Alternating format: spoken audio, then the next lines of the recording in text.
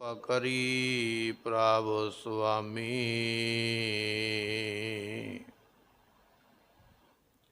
तेरे कवन कवन गुण कह कह गावा। तू साहिब गुनी निधाना। तुमरी महिमा बरन न साको। तू ठाकुर ऊच भगवाना। सुकाओ होटल गुर सेविय। अहन सुसहज सुभाए। दर्शन परसय गुरु कै। जन्म मरण दुख जाय। वै सिफत खसंबंधी। नूर अरसों कुरसों चटिया। तुध डिठे सचे पातशाह। मल जन्म जन्म दी। तुध डिठे सचे पातशाह। मल जन्म जन्म दी कटिया।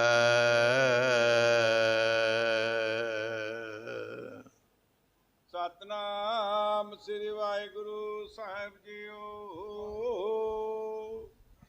सूही महला चौथा।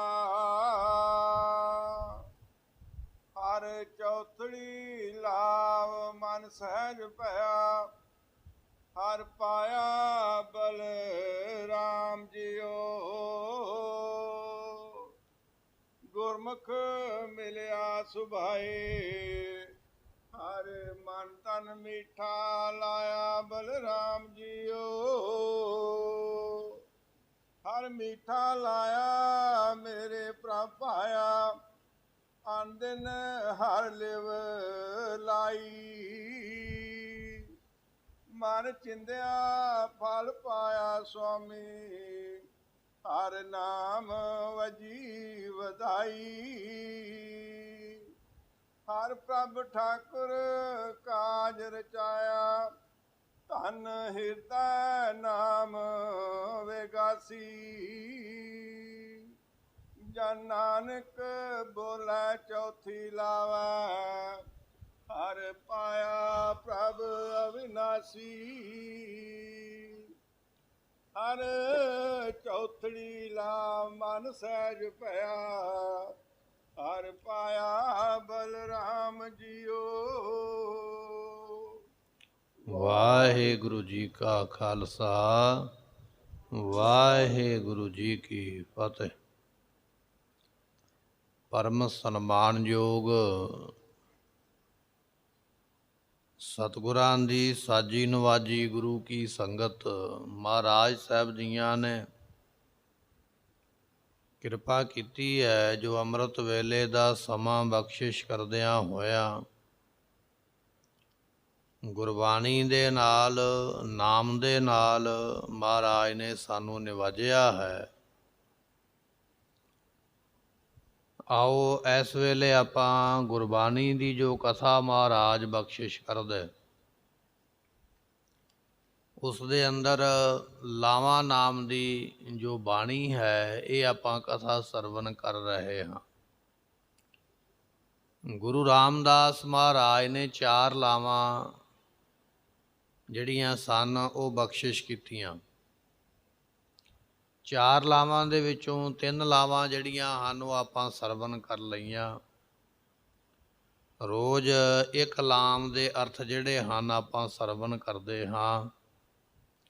अज जो चौथड़ी लाव है चौथी जो लां है उहदे अर्थ आपां सरवण करांगे। मन दियां बिरतियां नूं मन दे ध्यान नूं टकाईए मिल के आखीए सतनाम श्री वाहिगुरु साहिब जी। सतनाम श्री वाहिगुरु साहिब जीओ। सूही महला चौथा। ਸੂਹੀ ਰਾਗ ਦੇ ਅੰਦਰ ਚੌਥੇ ਪਾਤਸ਼ਾਹ ਗੁਰੂ ਰਾਮਦਾਸ ਮਹਾਰਾਜ ਨੇ ਬਾਣੀ ਉਚਾਰੀ ਹੈ। ਇੱਕ ਵੇਲੇ ਕਿਸੇ ਗਰੀਬ ਵਿਅਕਤੀ ਨੇ ਆਪਣੀ ਲੜਕੀ ਦਾ ਵਿਆਹ ਰੱਖਿਆ ਹੈ। ਵਿਆਹ ਦਾ ਦਿਨ ਮੁਕਰਰ ਹੋਣ ਤੋਂ ਬਾਅਦ ਵਿੱਚ ਪੰਡਤ ਨੂੰ ਜਾ ਕੇ ਇਹ ਸੁਨੇਹਾ ਦਿੱਤਾ ਕਿ ਮੇਰੀ ਧੀ ਦਾ ਵਿਆਹ ਹੈ, ਤੁਸੀਂ ਆ ਕੇ ਵਿਆਹ ਕਾਰਜਾਂ ਨੂੰ ਕਰੋ। ਪੰਡਤ ਜੀ ਕਹਿਣ ਲੱਗੇ ਮੈਂ ਦਛਨਾ ਜਿਹੜੀ ਹੈ ਉਹ 50 ਰੁਪਈਏ ਲਵਾਂਗਾ। ਗਰੀਬ ਵਿਅਕਤੀ ਕਹਿਣ ਲੱਗਾ ਇੰਨੀ ਮਾਇਆ ਮੇਰੇ ਕੋਲ ਨਹੀਂ ਹੈ, ਤੁਸੀਂ ਮੇਰੇ ਤੋਂ ਅੱਧੇ ਪੈਸੇ ਲੈ ਲਵੋ, 25 ਲੈ ਲਵੋ, ਬਾਕੀ ਹੋਰ ਕਿਸੇ ਅਮੀਰ ਜਜਮਾਨ ਦੇ ਘਰੇ ਕੋਈ ਕਾਰਜ ਕਰੋਗੇ ਉਹਦੇ ਕੋਲੋਂ ਭਾਵੇਂ ਤੁਸੀਂ ਵੱਧ ਭੇਟਾ ਲੈ ਲੈਣਾ, ਪਰ ਮੈਂ ਗਰੀਬ ਹਾਂ। ਪੰਡਤ ਕਹਿਣ ਲੱਗਾ ਵੀ ਨਹੀਂ, ਮੇਰੀ ਦਸ਼ਨਾ ਤੇ 50 ਹੀ ਹੈ, ਮੈਂ ਇਦੋਂ ਘੱਟ ਲੈਂਦਾ ਹੀ ਨਹੀਂ ਹਾਂ। ਇਹ ਬਚਨ ਸੁਣ ਕੇ ਉਹ ਗਰੀਬ ਵਿਅਕਤੀ ਬੜਾ ਦੁਖੀ ਹੋਇਆ। ਕਿਸੇ ਸਿੱਖ ਦੇ ਕੋਲ ਆਪਣਾ ਦੁੱਖ ਬਿਆਨ ਕੀਤਾ ਤੇ ਸਿੱਖ ਨੇ ਦੱਸਿਆ ਵੀ ਧੰਨ ਗੁਰੂ ਰਾਮਦਾਸ ਮਹਾਰਾਜ ਦੀ ਸ਼ਰਨ ਵਿੱਚ ਜਾ ਕੇ ਬੇਨਤੀ ਕਰ। ਇਹ ਬਚਨ ਮੰਨ ਕੇ ਸਿੱਖ ਦਾ ਧੰਨ ਗੁਰੂ ਰਾਮਦਾਸ ਮਹਾਰਾਜ ਜੀਆਂ ਦੇ ਕੋਲ ਆਇਆ, ਬੇਨਤੀ ਕੀਤੀ ਮਹਾਰਾਜ ਮੈਂ ਘਰ ਵਿੱਚ ਪੁੱਤਰੀ ਦਾ ਵਿਆਹ ਰੱਖਿਆ ਹੋਇਆ, ਪੰਡਤ ਨੇ ਭਾਰੀ ਦਸ਼ਨਾ ਮੇਰੇ ਕੋਲੋਂ ਮੰਗੀ ਹੈ ਜੋ ਮੈਂ ਦੇਣ ਦੇ ਅਸਮਰੱਥ ਹਾਂ, ਆਪ ਜੀ ਕਿਰਪਾ ਕਰੋ। ਧੰਨ ਗੁਰੂ ਰਾਮਦਾਸ ਮਹਾਰਾਜ ਸਾਹਿਬ ਜੀਆਂ ਨੇ ਇਹ ਬਚਨ ਸੁਣ ਕੇ ਮਹਾਰਾਜ ਕਹਿਣ ਲੱਗੇ ਜਿਹੜਾ ਦਿਨ ਵਿਆਹ ਦਾ ਤੁਸੀਂ ਰੱਖਿਆ ਹੈ ਉਸ ਦਿਨ ਲੜਕੀ ਲੜਕੇ ਨੂੰ ਬਰਾਤ ਜਨੇਤ ਨੂੰ ਲੈ ਕੇ ਸਾਡੇ ਕੋਲ ਆ ਜਾਣਾ, ਅਸੀਂ ਤੁਹਾਡੇ ਵਾਸਤੇ ਪ੍ਰਸ਼ਾਦੇ ਪਾਣੀ ਦਾ ਵੀ ਪ੍ਰਬੰਧ ਕਰਾਂਗੇ ਔਰ ਤੁਹਾਡੇ ਕੋਲੋਂ ਮਾਇਆ ਵੀ ਨਹੀਂ ਲਵਾਂਗੇ ਔਰ ਆਨੰਦ ਕਾਰਜ ਵਿਆਹ ਵੀ ਕਰਵਾ ਦੇਵਾਂਗੇ। ਇਹ ਬਚਨ ਸੁਣ ਕੇ ਉਹ ਗਰੀਬ ਵਿਅਕਤੀ ਬੜਾ ਖੁਸ਼ ਹੋਇਆ। ਆਪਣੇ ਘਰ ਜਾ ਕੇ ਕੁੜਮਾਚਾਰੀ ਸਾਰਿਆਂ ਨੂੰ ਬਚਨ ਦੱਸਿਆ। ਵਿਆਹ ਵਾਲਾ ਦਿਨ ਜਿਸ ਵੇਲੇ ਆਇਆ, ਗੁਰੂ ਰਾਮਦਾਸ ਮਹਾਰਾਜ ਦੇ ਦਰ 'ਤੇ ਆਏ। ਲੰਗਰ ਪ੍ਰਸ਼ਾਦਾ ਜੋ ਸੇਵਾਵਾਂ ਸਨ ਗੁਰੂ ਘਰ ਵੱਲੋਂ ਪ੍ਰਾਪਤ ਹੋਈਆਂ ਅਤੇ ਫਿਰ ਸਤਿਗੁਰੂ ਜੀਆਂ ਨੇ ਇਹ ਬਾਣੀ ਉਚਾਰੀ ਜਿਸ ਨੂੰ ਆਪਾਂ ਲਾਵਾਂ ਕਹਿੰਦੇ ਹਾਂ। ਇਹ ਬਾਣੀ ਗੁਰੂ ਰਾਮਦਾਸ ਮਹਾਰਾਜ ਨੇ ਉਚਾਰੀ ਹੈ ਗ੍ਰਸਥ ਧਰਮ ਦੇ ਵਿੱਚ ਪ੍ਰਵੇਸ਼ ਕਰਾਉਣ ਵਾਸਤੇ, ਗ੍ਰਸਤੀ ਬਣਨ ਵਾਸਤੇ। ਗੁਰੂ ਗ੍ਰੰਥ ਸਾਹਿਬ ਦੇ ਵਿੱਚ 773 ਅੰਗ ਦੇ ਉੱਪਰ ਇਹ ਬਾਣੀ ਮਹਾਰਾਜ ਨੇ ਲਿਖਵਾਈ ਹੈ ਤੇ ਇਸ ਤਰ੍ਹਾਂ ਮਹਾਰਾਜ ਜੀਆਂ ਨੇ ਉਸ ਗਰੀਬ ਦਾ ਭਲਾ ਕੀਤਾ ਆਨੰਦ ਕਾਰਜ ਕਰਵਾ ਕੇ। ਇਹ ਮਹਾਰਾਜ ਜੀਆਂ ਨੇ ਉਥਾਨਕਾ ਲਿਖਵਾਈ ਹੈ ਵੀ ਇਸ ਕਰਕੇ ਇਹ ਬਾਣੀ ਰਚੀ ਗਈ ਹੈ। ਪਰ ਜਿਸ ਬਾਣੀ ਨੂੰ ਰਚਿਆ ਇਸ ਵਾਸਤੇ ਗਿਆ ਵੀ ਇੱਕ ਗਰੀਬ ਦਾ ਭਲਾ ਹੁੰਦਾ ਪਿਆ ਹੈ, ਉਹ ਬਾਣੀ ਦਾ ਜਦੋਂ ਆਨੰਦ ਕਾਰਜ ਆਪਾਂ ਕਰਦੇ ਹਾਂ ਤੇ ਵੱਡੇ ਵੱਡੇ ਸਥਾਨਾਂ 'ਤੇ ਗੁਰੂ ਘਰਾਂ ਦੇ ਵਿੱਚ ਉੱਥੇ ਵੀ ਭੇਟਾ ਆਨੰਦ ਕਾਰਜ ਦੀ ਵਧੀ ਹੋਈ ਹੈ, ਇੰਨੀ ਭੇਟਾ ਲਈ ਜਾਵੇਗੀ। ਪਰ ਗੁਰੂ ਪਾਤਸ਼ਾਹ ਨੇ ਤੇ ਬਚਨ ਇਹ ਕੀਤਾ ਹੈ ਕਿ ਜਿੰਨੀ ਤੂੰ ਆਪਣੀ ਸਮਰੱਥਾ ਨਾਲ ਦੇ ਸਕਦਾ, ਨਹੀਂ ਦੇ ਸਕਦਾ ਜਾਂ ਦੇ ਸਕਦਾ ਉਸ ਮੁਤਾਬਕ ਇਹ ਭੇਟਾ ਜਿਹੜੀ ਹੈ ਉਹ ਦਿੱਤੀ ਜਾਵੇ ਜਾਂ ਪ੍ਰਾਪਤ ਕੀਤੀ ਜਾਵੇ। ਅੱਜ ਤੁਸੀਂ ਵੱਡੇ ਵੱਡੇ ਗੁਰੂ ਸਥਾਨਾਂ 'ਤੇ ਜਾਓਗੇ, ਉੱਥੇ ਬੋਰਡ ਦੇ ਉੱਪਰ ਆਨੰਦ ਕਾਰਜ ਦੀ ਇੰਨੀ ਭੇਟਾ ਹੈ ਉਹ ਲਿਖੀ ਜਾਂਦੀ ਹੈ, ਲਈ ਜਾਂਦੀ ਹੈ। ਪਰ ਸਤਿਗੁਰਾਂ ਨੇ ਇੱਕ ਗਰੀਬ ਵਿਅਕਤੀ ਸਿੱਖ ਦਾ ਭਲਾ ਕਰਨ ਵਾਸਤੇ ਇਹ ਬਾਣੀ ਰਚ ਕੇ ਮਹਾਰਾਜ ਨੇ ਉਸ ਨੂੰ ਖੁਸ਼ੀਆਂ ਬਖਸ਼ਿਸ਼ ਕੀਤੀਆਂ। ਗੁਰੂ ਰਾਮਦਾਸ ਮਹਾਰਾਜ ਸਾਹਿਬ ਜੀ ਇਹ ਬਾਣੀ ਜਿਹੜੀ ਹੈ ਲਾਵਾਂ ਦੀ ਉਹ ਬਖਸ਼ਿਸ਼ ਕਰ ਰਹੇ ਹਨ। ਚੌਥੜੀ ਲਾਵ ਮਨ ਸਹਿਜ ਭਇਆ, ਹਰ ਪਾਇਆ ਬਲਰਾਮ ਜੀਓ। ਸਤਿਗੁਰੂ ਪਾਤਸ਼ਾਹ ਕਹਿਣ ਲੱਗੇ ਇਹ ਜਿਹੜੀ ਚੌਥੀ ਲਾਵ ਹੈ ਨਾ, ਚੌਥੀ ਲਾਵ, ਚੌਥੀ ਪਰਿਕਰਮਾ ਜਾਂ ਕਹਿ ਲਈਏ ਚੌਥਾ ਹੁਕਮ, ਜਾਂ ਆਪਾਂ ਕਹਿ ਲਈਏ ਵੀ ਚੌਥੀ ਸਿੱਖਿਆ ਮਹਾਰਾਜ ਜੀਆਂ ਦੀ, ਉਹ ਚੌਥੀ ਸਿੱਖਿਆ ਮਹਾਰਾਜ ਜੀਆਂ ਨੇ ਇਹ ਬਖਸ਼ਿਸ਼ ਕੀਤੀ ਹੈ ਕਿ ਮਨ ਸਹਿਜ ਭਇਆ, ਮਨ ਜਿਹੜਾ ਹੈ ਤੁਰਿਆ ਪਦ ਨੂੰ ਪ੍ਰਾਪਤ ਹੋਵੇ।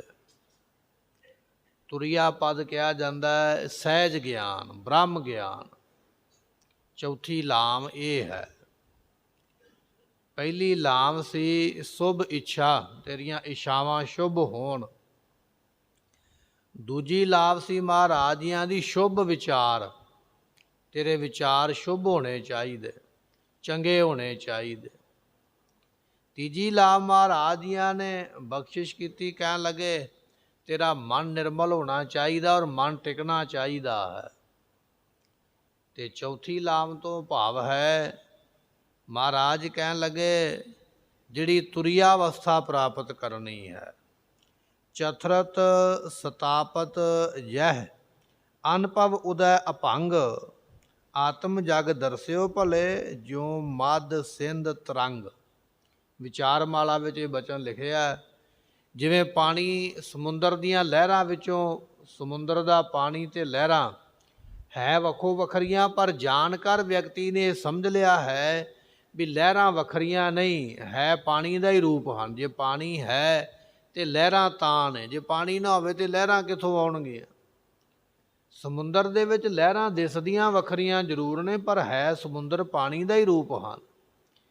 ਇਸੇ ਤਰ੍ਹਾਂ ਇਹ ਦੁਨੀਆ ਦੇ ਜੀਵ ਜੰਤੂ ਦਿਸਦੇ ਜ਼ਰੂਰ ਨੇ, ਆਹ ਸਰੀਰ ਫਲਾਣੇ ਦਾ ਹੈ, ਆਹ ਸਰੀਰ ਫਲਾਣੇ ਦਾ ਹੈ। ਇਹ ਤਰੰਗਾਂ ਦੇ ਵਾਂਗ, ਲਹਿਰਾਂ ਦੇ ਵਾਂਗ ਸਰੀਰ ਦਿਸਦੇ ਵੱਖੋ ਵੱਖਰੇ ਜ਼ਰੂਰ ਨੇ, ਪਰ ਅਸਲ ਵਿੱਚ ਹੈ ਇਹਨਾਂ ਸਾਰਿਆਂ ਵਿੱਚ ਪਰਮਾਤਮਾ ਦੀ ਹੀ ਜੋਤ ਹੈ। ਇਹਨੂੰ ਕਿਹਾ ਜਾਂਦਾ ਹੈ ਤੁਰਿਆ ਅਵਸਥਾ, ਬ੍ਰਹਮ ਗਿਆਨ ਦੀ ਅਵਸਥਾ, ਕਿ ਸਾਰਿਆਂ ਵਿੱਚ ਬ੍ਰਹਮ ਹੈ, ਸਾਰਿਆਂ ਵਿੱਚ ਪਰਮੇਸ਼ਰ ਹੈ। ਮਹਾਰਾਜ ਕਹਿਣ ਲੱਗੇ ਬਚਨ ਇਹ ਹੈ, ਜਿਸ ਕਰਕੇ ਮਨ ਦੇ ਵਿੱਚ ਪ੍ਰਭੂ ਦਾ ਸਹਿਜ ਗਿਆਨ ਪ੍ਰਾਪਤ ਹੋਵੇ, ਸਹਿਜ ਗਿਆਨ ਬ੍ਰਹਮ ਗਿਆਨ ਪ੍ਰਾਪਤ ਹੋ ਜਾਵੇ, ਐਸੀ ਦਾਤ ਮਿਲ ਜਾਵੇ। ਉਹ ਦਾਤ ਵਾਸਤੇ ਚੌਥੀ ਅਵਸਥਾ ਮਹਾਰਾਜ ਨੇ ਬਖਸ਼ਿਸ਼ ਕੀਤੀ ਹੈ।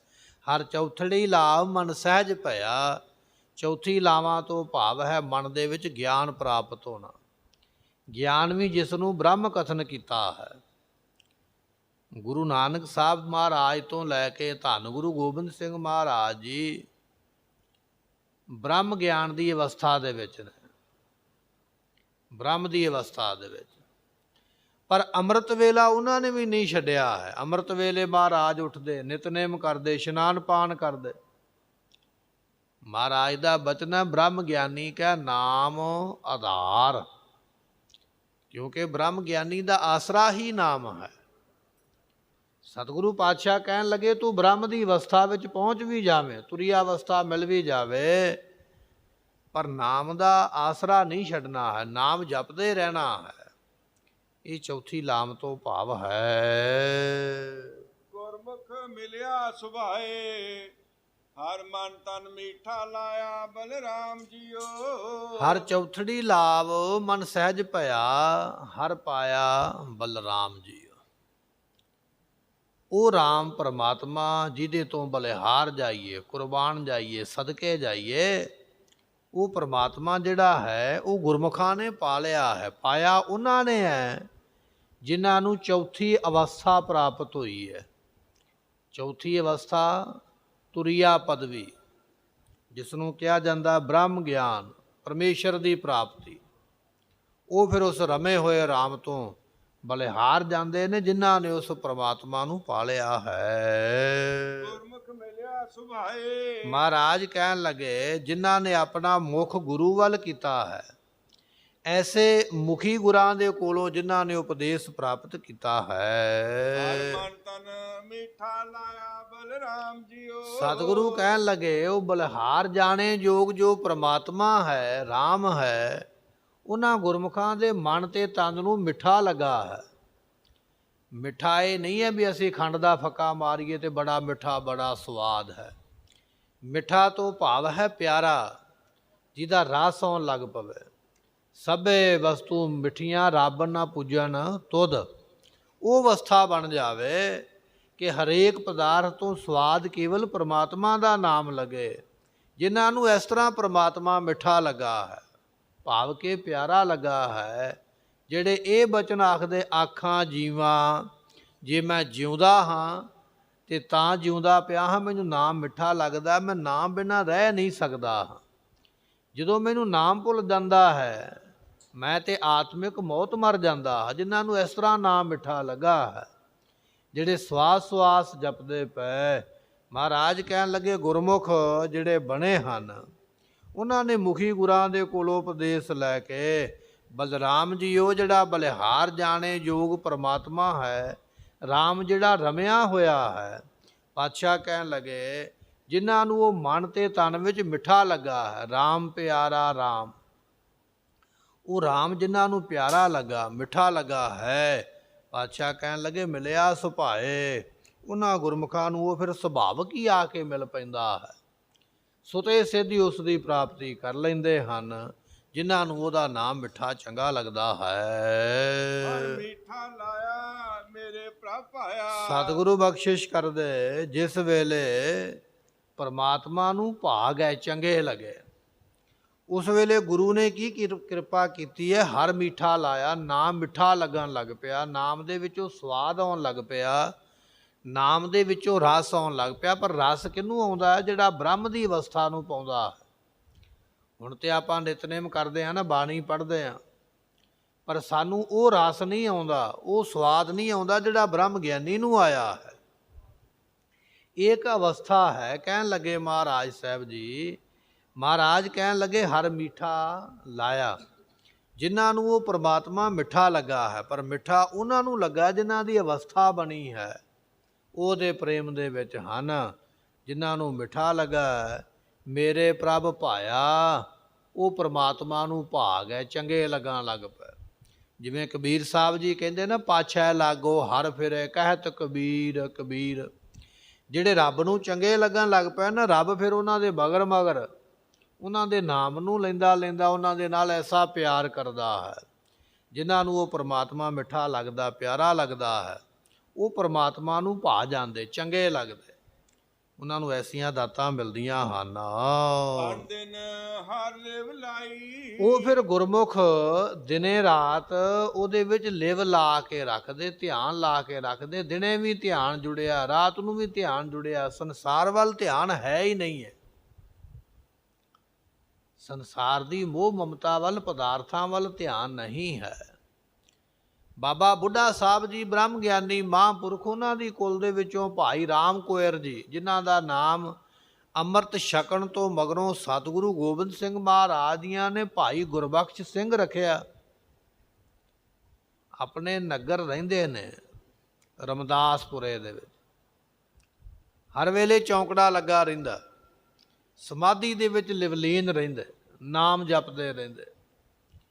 ਤੇ ਗੁਰਮੁਖੋ ਜਦੋਂ ਪ੍ਰਸ਼ਾਦਾ ਛਕਦੇ ਨਾ, ਉਹ ਵੀ ਸੇਵਾਦਾਰ ਨੇ ਦੱਸਣਾ ਆ ਕੇ ਵੀ ਮਹਾਂਪੁਰਖੋ ਪ੍ਰਸ਼ਾਦੇ ਦਾ ਟਾਈਮ ਹੋ ਗਿਆ। ਕਹਿਣ ਲੱਗੇ, ਭਾਈ ਟਾਈਮ ਹੋ ਗਿਆ ਤੇ ਲਿਆ ਛਕ ਲਈਏ, ਛਕਾ ਦੇਣਾ। ਸੇਵਾਦਾਰ ਨੇ ਆ ਕੇ ਕਹਿਣਾ, ਮਹਾਂਪੁਰਖੋ ਜਿੰਨਾ ਤੁਸੀਂ ਪ੍ਰਸ਼ਾਦਾ ਰੋਜ਼ ਛਕਦੇ ਹੋ ਨਾ, 2 ਪ੍ਰਸ਼ਾਦੇ ਜਾਂ 4, ਉਹਨੇ ਤੁਸੀਂ ਛਕ ਲੈਣ। ਚਲੋ ਭਾਈ ਹੁਣ ਫਿਰ ਬਸ ਕਰਦੇ। ਸੇਵਾਦਾਰ ਨੇ ਹੀ ਦੱਸਣਾ ਹੈ ਵੀ ਤੁਹਾਡਾ ਭੋਜਨ ਰੋਜ਼ਾਨਾ ਦੇ ਵਾਂਗ ਹੁਣ ਪੂਰਾ ਹੋ ਗਿਆ ਹੈ, ਜਾਂ ਤੁਹਾਡਾ ਹੁਣ ਪ੍ਰਸ਼ਾਦਾ ਛਕਣ ਦਾ ਟਾਈਮ। ਸੰਸਾਰ ਵੱਲ ਬਿਰਤੀ ਨਹੀਂ ਹੈ, ਸੰਸਾਰ ਵੱਲ ਧਿਆਨ ਹੀ ਨਹੀਂ ਹੈ। ਸੁਤੇ ਸਿੱਧ ਬਚਨ ਮੂੰਹੋਂ ਨਿਕਲਦੇ, ਜਿਹੜਾ ਬਚਨ ਨਿਕਲਦਾ ਉਹ ਪੂਰਾ ਹੋ ਜਾਂਦਾ। ਨਗਰ ਦੇ ਵਿੱਚ ਕਿਸੇ ਦੀ ਮੌਤ ਹੋ ਗਈ ਤੇ ਉਹਨਾਂ ਨੇ ਵਰੀਨਾ ਕੀਤਾ, ਕੋਈ ਬੁੱਢਾ ਮਰਿਆ ਤੇ ਵਰੀਨਾ ਕਰ ਲਿਆ, ਪ੍ਰਸ਼ਾਦਾ ਪਾਣੀ ਬਣਾਇਆ, ਖੀਰ ਬਣਾ ਲਈ, ਪ੍ਰਸ਼ਾਦ ਬਣਾ ਲਿਆ। ਕਿਸੇ ਬਜ਼ੁਰਗ ਸਿਆਣੇ ਨੇ ਆਖਿਆ ਵੀ ਬਾਬਾ ਰਾਮ ਕੋਇਰ ਦੇ ਕੋਲ ਲੈ ਕੇ ਜਾਓ, ਉਹਨਾਂ ਨੂੰ ਵੀ ਪ੍ਰਸ਼ਾਦਾ ਦੇ ਕੇ ਆਓ, ਛਕ ਲੈਣ। ਉਹਨਾਂ ਥਾਲੇ ਵਿੱਚ ਪ੍ਰਸ਼ਾਦਾ ਪਾਇਆ ਤੇ ਬਾਬਾ ਜੀ ਜਿੱਥੇ ਬੈਠੇ ਉੱਥੇ ਲਿਆ ਕੇ ਬੇਨਤੀ ਕੀਤੀ। ਸੇਵਾਦਾਰ, ਕੁਝ ਨਗਰ ਦੇ ਪਤਵੰਤੇ ਵੀ ਨਾਲ ਆ ਗਏ। ਮਹਾਂਪੁਰਖੋ ਭੋਜਨ ਆਇਆ ਫਲਾਣੇ ਸਿੱਖ ਦੇ ਘਰੋਂ, ਆਪ ਜੀ ਅੰਗੀਕਾਰ ਕਰੋ। ਭੋਜਨ ਛਕਣ ਲੱਗ ਪਏ। ਭੋਜਨ ਛਕਿਆ, ਉਹ ਖੀਰ ਪ੍ਰਸ਼ਾਦ ਬੜਾ ਸਵਾਦ ਲੱਗਿਆ। ਕਹਿਣ ਲੱਗੇ, ਭਾਈ ਇਹ ਪ੍ਰਸ਼ਾਦਾ ਕਿੱਧਰੋਂ ਆਇਆ ਤੇ ਕਾਹਦਾ ਆਇਆ ਹੈ? ਉਹ ਜਿਹੜੇ ਲੈ ਕੇ ਆਏ ਉਹ ਬਚਨ ਕਰਦੇ, ਕਹਿੰਦੇ ਜੀ ਵਰੀਨਾ ਕੀਤਾ, ਇਹ ਤਾਂ ਪ੍ਰਸ਼ਾਦਾ ਆਇਆ। ਕਹਿਣ ਲੱਗੇ, ਬੜਾ ਸਵਾਦ ਹੈ, ਹੁਣ ਪਿੰਡ ਵਿੱਚ ਵਰੀਣੇ ਹੀ ਹੁੰਦੇ ਰਹਿਣਗੇ।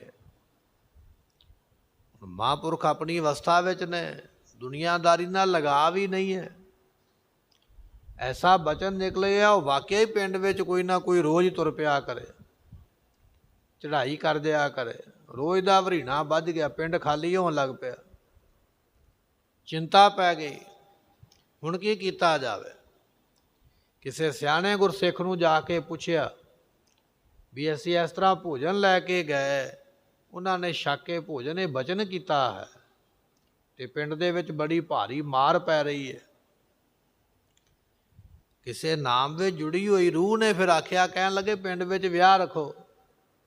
ਵਿਆਹ ਰੱਖਿਆ ਗਿਆ, ਪ੍ਰਸ਼ਾਦਾ ਬਣਾਓ, ਬਣਾਇਆ ਗਿਆ, ਹੁਣ ਲੈ ਕੇ ਜਾਓ। ਲੈ ਕੇ ਗਏ, ਮਹਾਂਪੁਰਖਾਂ ਨੇ ਫਿਰ ਛਕਿਆ। ਪੁੱਛਿਆ ਭਾਈ ਪ੍ਰਸ਼ਾਦਾ ਕਿੱਧਰੋਂ ਆਇਆ? ਕਹਿਣ ਲੱਗੇ ਫਲਾਣੇ ਘਰੋਂ ਆਇਆ। ਕਾਹਦੇ ਵਾਸਤੇ ਆਇਆ? ਉਹਨਾਂ ਦੇ ਘਰੇ ਅੱਜ ਸ਼ਗਨਾਂ ਦਾ ਦਿਨ ਹੈ, ਵਿਆਹ ਕਾਰਜ ਹੁੰਦਾ ਪਿਆ।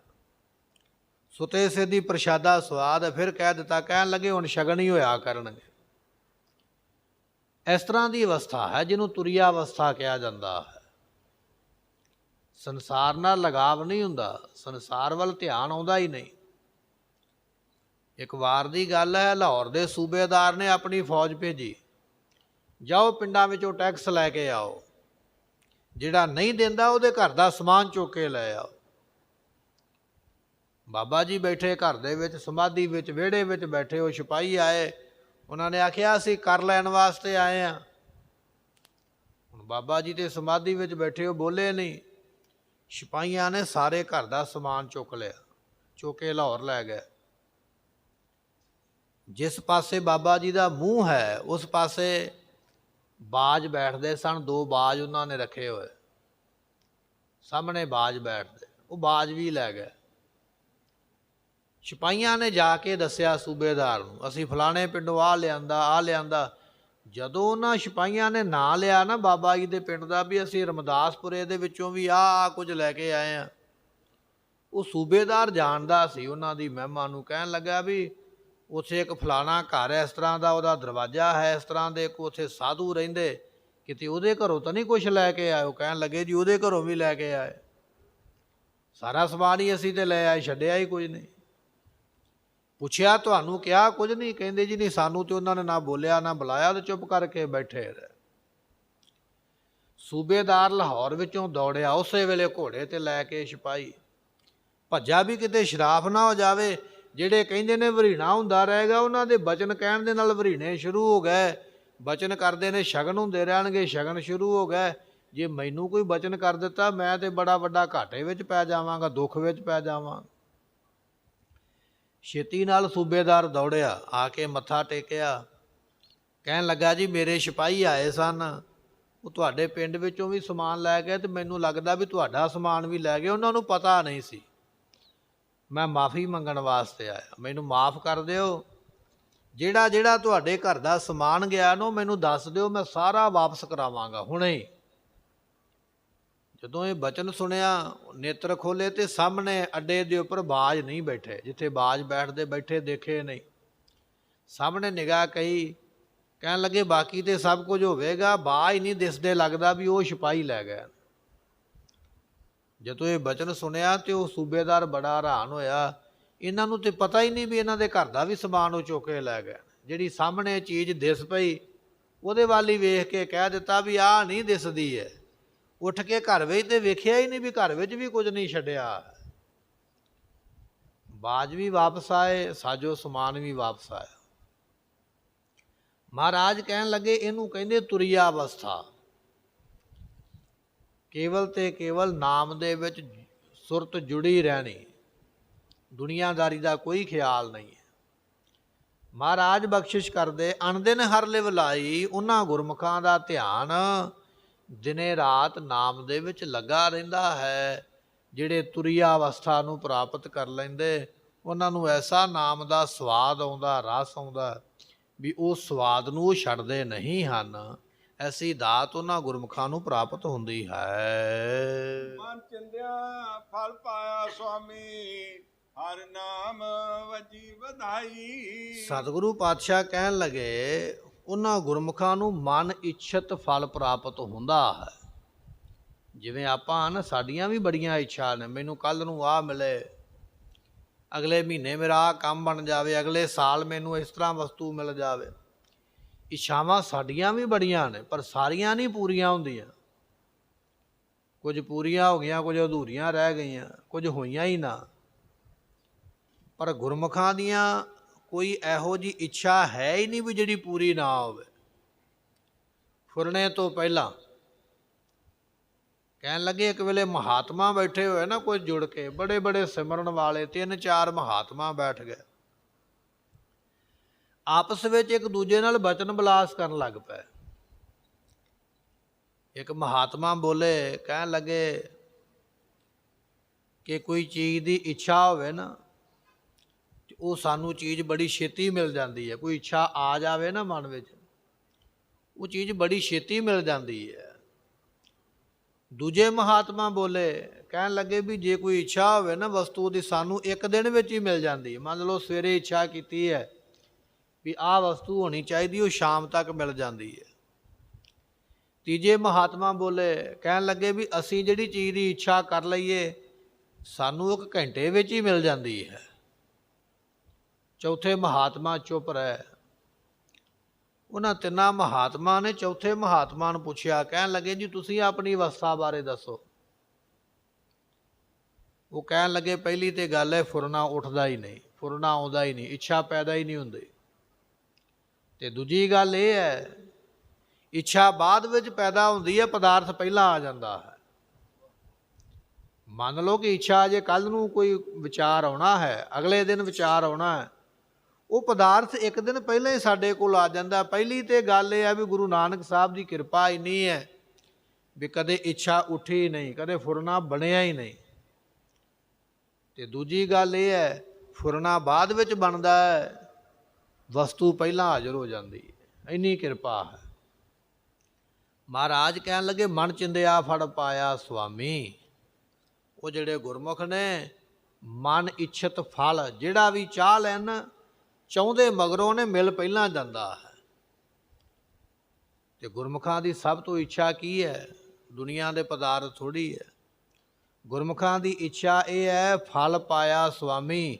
ਉਹ ਜਿਹੜਾ ਫਲ ਦਾਤਾ ਪਰਮਾਤਮਾ ਹੈ, ਉਹ ਪ੍ਰਾਪਤ ਹੋਵੇ। ਕਹਿਣ ਲੱਗੇ ਇਹ ਵੀ ਇੱਛਾ ਉਹਨਾਂ ਦੀ ਪੂਰੀ ਹੋ ਜਾਂਦੀ ਹੈ। ਉਹ ਫਲ ਦਾਤਾ ਪਰਮਾਤਮਾ ਉਹਨਾਂ ਨੂੰ ਪ੍ਰਾਪਤ ਹੋ ਜਾਂਦਾ ਹੈ। ਮਨ ਚਿੰਦਿਆ ਫਲ ਪਾਇਆ ਸੁਆਮੀ।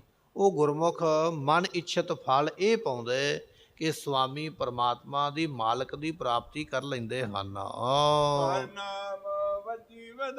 ਉਹਨਾਂ ਦੇ ਅੰਦਰ ਫਿਰ ਹਰੀ ਨਾਮ ਜਿਹੜਾ ਪਰਮਾਤਮਾ ਦਾ ਨਾਮ ਹੈ, ਉਸ ਨਾਮੀ ਪਰਮਾਤਮਾ ਦੀ ਪ੍ਰਾਪਤੀ ਰੂਪ ਜਿਹੜੀਆਂ ਵਧਾਈਆਂ ਹਨ, ਆਨੰਦ ਦੀਆਂ ਵਧਾਈਆਂ ਉਹਨਾਂ ਦੇ ਅੰਦਰ ਵੱਜਣ ਲੱਗ ਪੈਂਦੀਆਂ।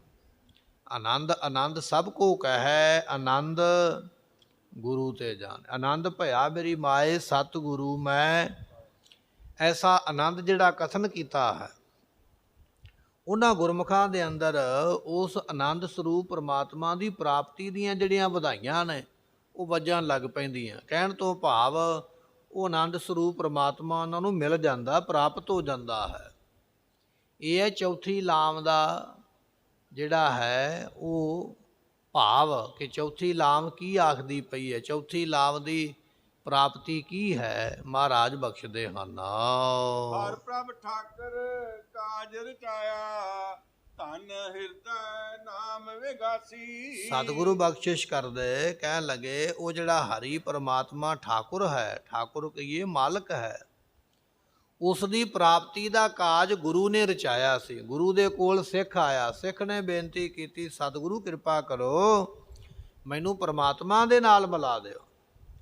ਤੇ ਸਤਿਗੁਰਾਂ ਨੇ ਉਸ ਨੂੰ ਉਪਦੇਸ਼ ਦੇ ਕੇ, ਗੁਰਮੁਖਾ ਪਹਿਲਾ ਉਪਦੇਸ਼ ਸੁਭ ਇੱਛਾ, ਉਹ ਬਚਨ ਕਮਾ ਲਿਆ ਜੀ। ਮਹਾਰਾਜ ਕਹਿਣ ਲੱਗੇ ਦੂਜਾ ਉਪਦੇਸ਼ ਹੈ ਸੁਭ ਵਿਚਾਰ, ਮਹਾਰਾਜ ਉਹ ਵੀ ਬਚਨ ਕਮਾ ਲਿਆ ਹੈ ਜੀ। ਤੇ ਤੀਜਾ ਬਚਨ ਮਹਾਰਾਜ ਸਾਹਿਬ ਜੀਆਂ ਨੇ ਫਿਰ ਬਖਸ਼ਿਸ਼ ਕੀਤਾ।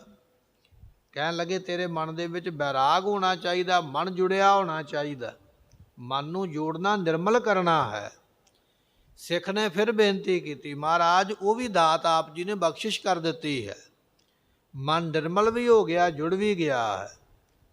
ਤੇ ਫਿਰ ਚੌਥੀ ਅਵਸਥਾ ਜਿਹੜੀ ਹੈ, ਹਰ ਪ੍ਰਭ ਠਾਕੁਰ ਕਾਜ ਰਚਾਇਆ, ਉਹਦੀ ਪ੍ਰਾਪਤੀ ਦਾ ਜਿਹੜਾ ਕਾਰਜ ਹੈ, ਹਰੀ ਪਰਮੇਸ਼ਰ ਦੀ ਦਾ ਉਹ ਗੁਰੂ ਨੇ ਰਚਾਇਆ ਸੀ, ਸ਼ੁਰੂ ਕਰਵਾਇਆ ਸੀ। ਅੱਜ ਗੁਰੂ ਨੇ ਕਿਰਪਾ ਕੀਤੀ ਹੈ, ਉਹ ਅਵਸਥਾ ਅੱਜ ਪ੍ਰਾਪਤ ਹੋ ਗਈ ਹੈ।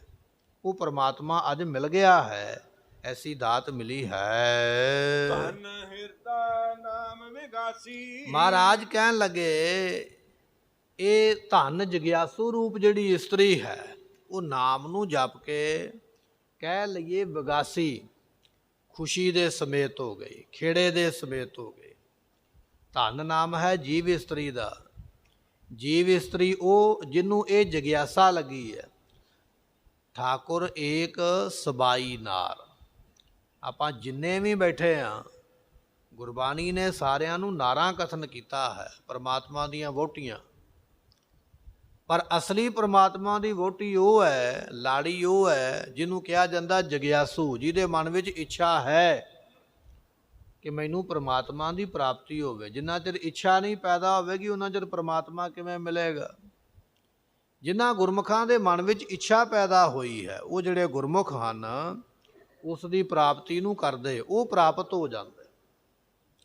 ਸਤਿਗੁਰੂ ਬਖਸ਼ਿਸ਼ ਕਰਦੇ ਕਿ ਧਨ ਹਿਰਦੈ ਨਾਮ ਵਿਗਾਸੀ। ਉਹ ਧਨ ਜੀਵ ਰੂਪ ਇਸਤਰੀ ਜਗਿਆਸੂ ਹਿਰਦੇ ਵਿੱਚ ਨਾਮ ਨੂੰ ਜਪ ਕੇ ਪਰਮਾਤਮਾ ਦੀ ਪ੍ਰਾਪਤੀ ਕਰਕੇ ਵਿਗਾਸੀ ਕਹੀਏ ਆਨੰਦ ਦੇ ਸਮੇਤ, ਖੁਸ਼ੀ ਦੇ ਸਮੇਤ ਹੋਈ ਹੈ। ਨਾਨਕ ਬੋਲੇ ਚੌਥੀ ਲਾਵੇ। ਸਤਿਗੁਰੂ ਪਾਤਸ਼ਾਹ ਜੀਆਂ ਨੇ, ਗੁਰੂ ਰਾਮਦਾਸ ਪਾਤਸ਼ਾਹ ਨੇ ਇੱਥੇ ਚੌਥੀ ਲਾਮ ਬਖਸ਼ਿਸ਼ ਕੀਤੀ ਹੈ। ਗੁਰਮੁਖੋ ਇਸ ਬਾਣੀ ਦਾ ਨਾਮ ਲਾਵਾਂ ਨਹੀਂ ਲਿਖਿਆ। ਬਾਣੀ ਤੇ ਸੂਹੀ ਮਹੱਲਾ ਚੌਥਾ ਦੇ ਸਰਲੇਖ ਹੇਠ ਲਿਖੀ ਗਈ ਹੈ, ਪਰ ਇਹ ਵਾਰ-ਵਾਰ ਮਹਾਰਾਜ ਨੇ ਲਾਵਾਂ ਦਾ ਜ਼ਿਕਰ ਕੀਤਾ ਹੈ। ਲਾਵਾਂ ਦੇ ਅਰਥ ਵਿਦਵਾਨਾਂ ਨੇ ਕਈ ਕੀਤੇ ਨੇ। ਭਾਈ ਵੀਰ ਸਿੰਘ ਜੀ ਕਹਿਣ ਲੱਗੇ ਲਾਮ ਦਾ ਅਰਥ ਇਹ ਹੁੰਦਾ ਹੈ, ਲਾਮ ਤੋਂ ਭਾਵ ਹੈ ਕੱਟਣਾ। ਕੱਟਣਾ ਕੀ ਹੈ? ਜਦੋਂ ਲੜਕੇ ਲੜਕੀ ਦਾ ਵਿਆਹ ਹੋ ਜਾਂਦਾ ਹੈ, ਉਹ ਬਣ ਜਾਂਦੇ ਨੇ ਦੰਪਤੀ। ਦੰਪਤੀ ਉਹਨੂੰ ਕਿਹਾ ਜਾਂਦਾ ਹੈ ਜਿਹਨੂੰ ਆਪਾਂ ਕਹਿ ਦਿੰਦੇ ਮੀਆਂ ਬੀਬੀ, ਪਤੀ ਪਤਨੀ। ਪਤੀ ਪਤਨੀ ਸ਼ਬਦ ਨੂੰ ਦੰਪਤੀ ਵਰਤਿਆ ਜਾਂਦਾ ਹੈ। ਕਹਿਣ ਲੱਗੇ ਜਿਹੜੇ ਦੰਪਤੀ ਬਣ ਗਏ, ਪਤੀ ਪਤਨੀ ਬਣ ਗਏ, ਉਹਨਾਂ ਦਾ ਸੰਬੰਧ ਹੋਰਾਂ ਨਾਲੋਂ ਕੱਟਿਆ ਜਾਂਦਾ ਹੈ। ਲਾਮ ਦਾ ਅਰਥ ਇਹ ਹੈ, ਪਹਿਲਾ ਅਰਥ ਲਾਮ ਦਾ ਇਹ ਹੈ ਕੱਟਣਾ। ਕੱਟਣਾ ਕਿਹਦੇ ਨਾਲ? ਜਦੋਂ ਲੜਕੇ ਲੜਕੀ ਦਾ ਵਿਆਹ ਹੋ ਗਿਆ, ਉਹ ਪਤੀ ਪਤਨੀ ਬਣ ਗਏ, ਉਹਨਾਂ ਦਾ ਰਿਸ਼ਤਾ ਦੂਜਿਆਂ ਨਾਲੋਂ ਕੱਟਿਆ ਗਿਆ।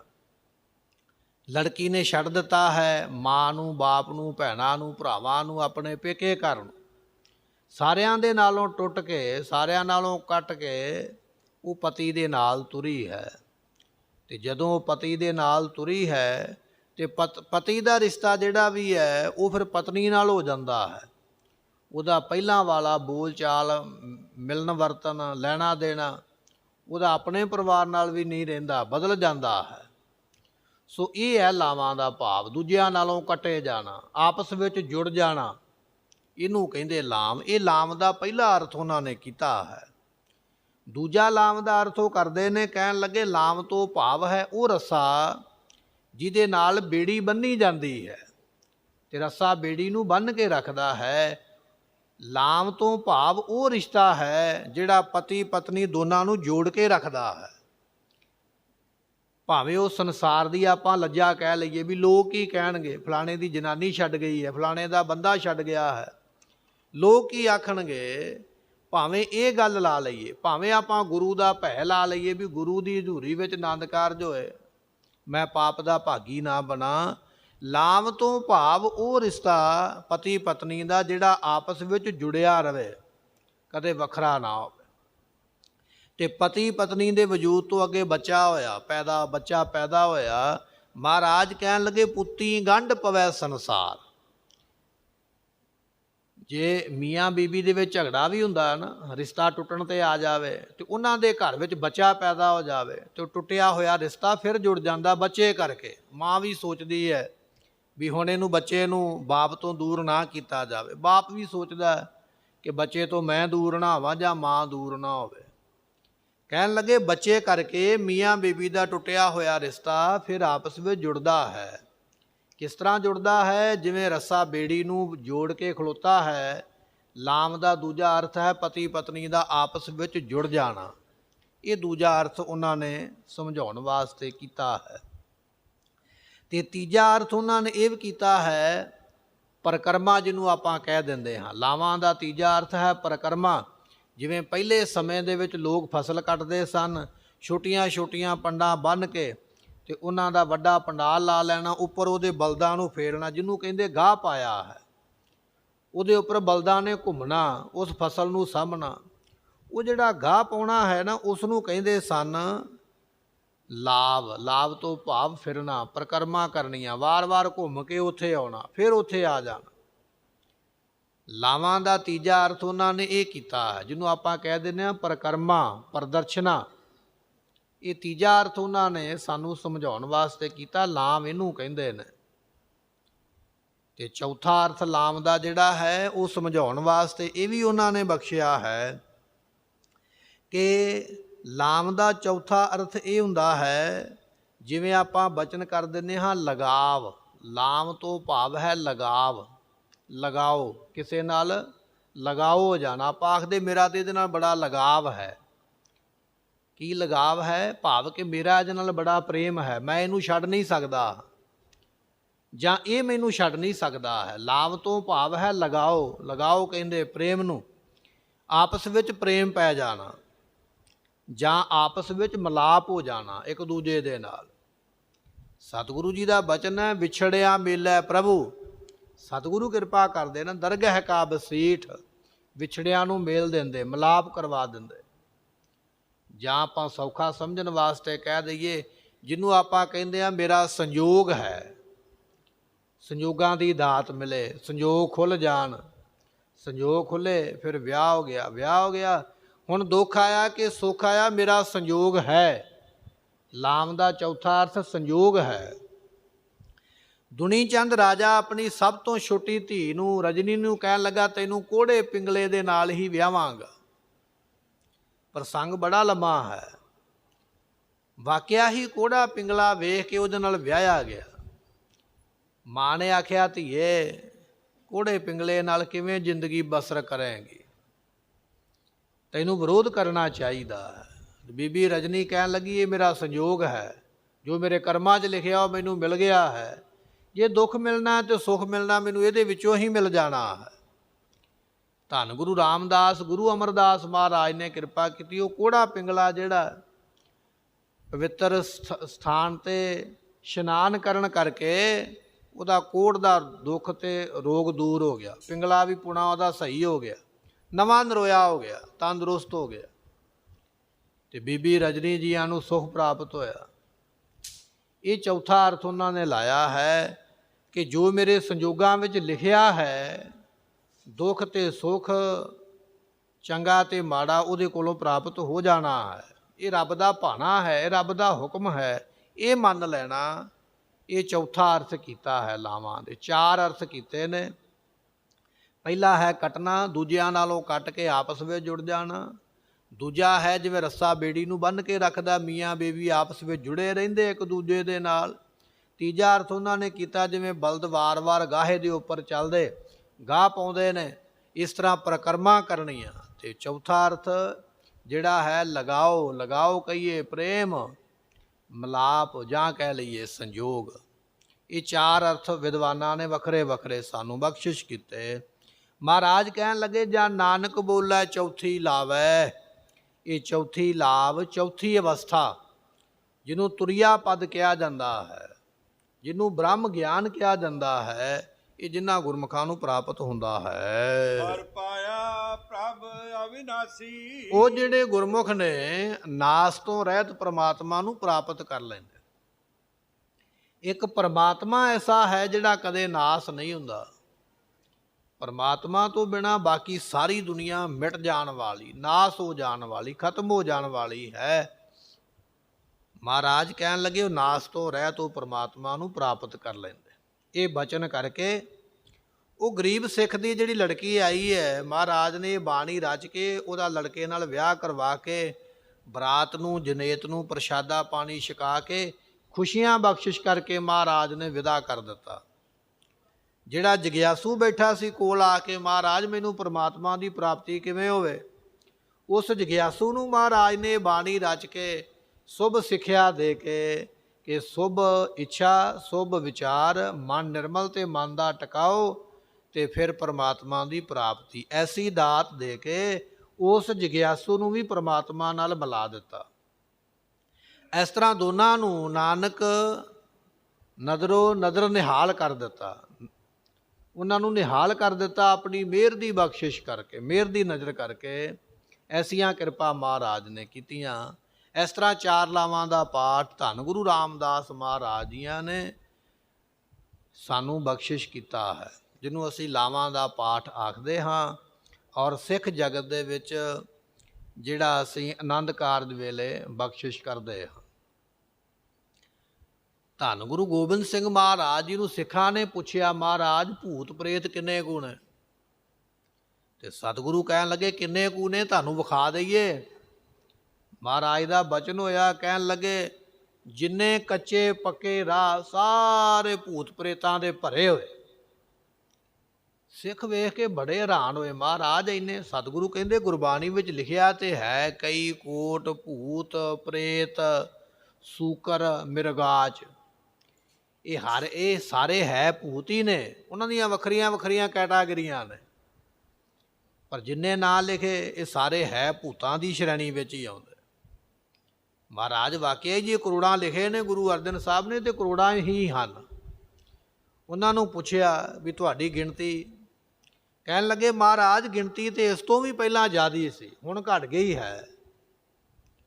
ਸਤਿਗੁਰਾਂ ਨੇ ਪੁੱਛਿਆ ਕਿਉਂ ਘਟ ਗਈ ਹੈ? ਕਹਿਣ ਲੱਗੇ ਜਦੋਂ ਤੋਂ ਗੁਰੂ ਰਾਮਦਾਸ ਮਹਾਰਾਜ ਨੇ ਲਾਵਾਂ ਨਾਮ ਦੀ ਬਾਣੀ ਉਚਾਰੀ ਹੈ, ਉਦੋਂ ਬਾਅਦ ਵਿੱਚ ਗਿਣਤੀ ਘਟ ਗਈ ਹੈ। ਪਹਿਲਾਂ ਜੇ ਕਿਸੇ ਦਾ ਵਿਆਹ ਹੁੰਦਾ ਸੀ ਤੇ ਅਸੀਂ ਉਸ ਨੂੰ ਮਰਨ ਤੋਂ ਮਗਰੋਂ ਆਪਣੇ ਵਿੱਚ ਮਿਲਾ ਲੈਂਦੇ, ਸਾਡੇ ਵਿੱਚ ਆ ਜਾਂਦਾ ਭੜਕਦਾ ਹੋਇਆ, ਸੰਸਾਰ ਦੇ ਦੁੱਖ ਤੋਂ ਕਲੇਸ਼ ਤੋਂ ਦੁਖੀ ਹੋ ਕੇ ਕੋਈ ਆਤਮ ਹੱਤਿਆ ਕਰ ਲੈਂਦਾ, ਕੋਈ ਮਰ ਜਾਂਦਾ, ਸਾਡੇ ਵਿੱਚ ਮਿਲ ਜਾਂਦਾ। ਜਿਨ੍ਹਾਂ ਦਾ ਵਿਆਹ ਆਨੰਦ ਕਾਰਜ ਗੁਰੂ ਰਾਮਦਾਸ ਮਹਾਰਾਜ ਦੀ ਬਾਣੀ ਪੜ੍ਹ ਕੇ ਹੁੰਦਾ, ਉਹਨਾਂ ਦੇ ਉੱਪਰ ਫਿਰ ਸਾਡਾ ਵੱਸ ਨਹੀਂ ਚੱਲਦਾ ਹੈ, ਉਹ ਸਾਡੇ ਵਿੱਚ ਫਿਰ ਮਿਲਦੇ ਨਹੀਂ ਆ ਕੇ, ਉਹ ਫਿਰ ਚਲੇ ਜਾਂਦੇ ਗੁਰੂ ਪਾਤਸ਼ਾਹ ਦੇ ਕੋਲ, ਗੁਰੂ ਦੇ ਲੋਕ ਚਲੇ ਜਾਂਦੇ, ਉਹਨਾਂ ਉੱਪਰ ਸਾਡਾ ਵੱਸ ਨਹੀਂ ਚੱਲਦਾ। ਇਸ ਕਰਕੇ ਸਾਡੀ ਗਿਣਤੀ ਘਟਦੀ ਪਈ ਹੈ, ਪਹਿਲਾਂ ਨਾਲੋਂ ਘਟੀ ਹੈ, ਇਹ ਤੇ ਸਾਡੀ ਗਿਣਤੀ ਤੇ ਬਹੁਤ ਹੈ। ਇਹ ਐਸੀ ਬਾਣੀ ਮਹਾਰਾਜ ਨੇ ਬਖਸ਼ਿਸ਼ ਕੀਤੀ ਹੈ ਜਿਸ ਨੂੰ ਆਪਾਂ ਲਾਵਾਂ ਆਖਦੇ ਹਾਂ। ਸਤਿਗੁਰੂ ਕਿਰਪਾ ਕਰੇ, ਉਪਦੇਸ਼ ਹਿਰਦੇ ਵਸੇ ਸਾਡਾ ਭਲਾ ਹੋਵੇ। ਦਿਓ ਸੱਜਣ ਅਸੀਸੜੀਆਂ ਜੋ ਹੋਵੇ ਸਾਹਿਬ ਸਿਓ ਮੇਲੋ। ਹਰ ਪ੍ਰਭ ਠਾਕਰ ਕਾਜ ਰਚਾਇਆ, ਧਨ ਹਿਰਦਾ ਨਾਮ ਵਿਗਾਸੀ। ਜਨ ਨਾਨਕ ਬੋਲਾ ਚੌਥੀ ਲਾਵਾ, ਹਰ ਪਾਇਆ ਪ੍ਰਭ ਅਵਿਨਾਸੀ। ਵਾਹਿਗੁਰੂ ਜੀ ਕਾ ਖਾਲਸਾ, ਵਾਹਿਗੁਰੂ ਜੀ ਕੀ ਫਤਿਹ।